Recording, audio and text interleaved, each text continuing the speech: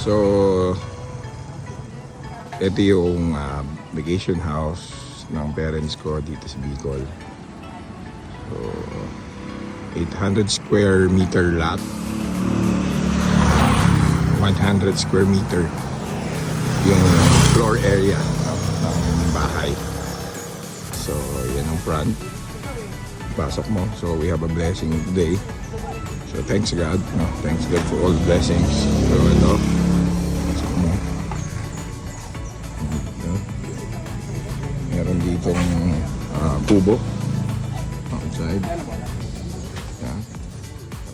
So, ito yung pinaka main door natin going to the house. And ito yung inilanay. So, papasok mo dyan. Yan. Main door. Kikita mo na yung living room. Yan. Ito yung living room natin.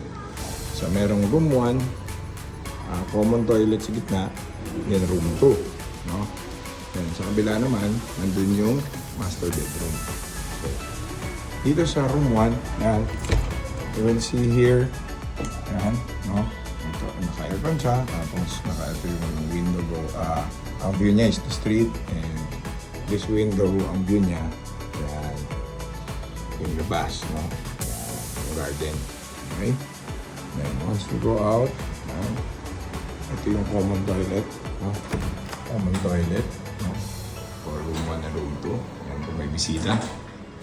Yan, dito sa kabila naman, here, ito yung room 2 natin. Yan, room 2. Ang view niya is to the street, to the highway. Yan, sa kabila naman, you will see here, yung room 3, yung master bedroom. Master bedroom. Busy si mama sa text. So, ang nag-separate ng living room natin into dining room is this one, no?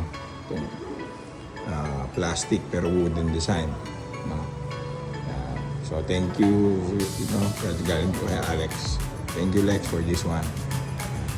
Then you will see here, ito yung ating dining room. So mapapansin nyo, malawagin na kasi meron sa mga glass. May salamin dito, may mirror din dyan. Then, we'll show you on top, no?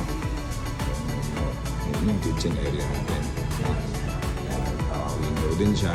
Open, then naka-cabinet sa likod. Then, ang favorite part namin ni Maxino Park is ito. Yung likod.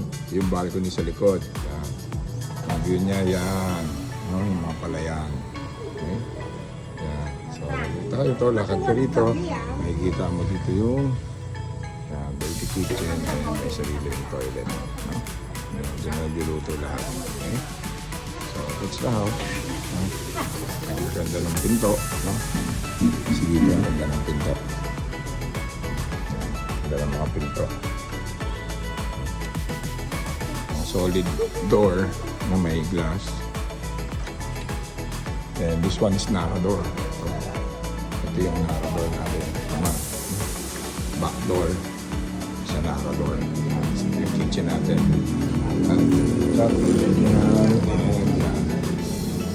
Kasi LPG niya sa baba.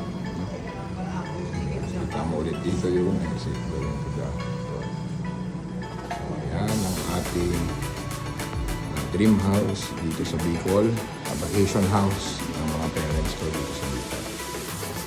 Thank you sa lahat ng tumulong and thank you sa lahat ng mga workers natin to help us now to build this beautiful home.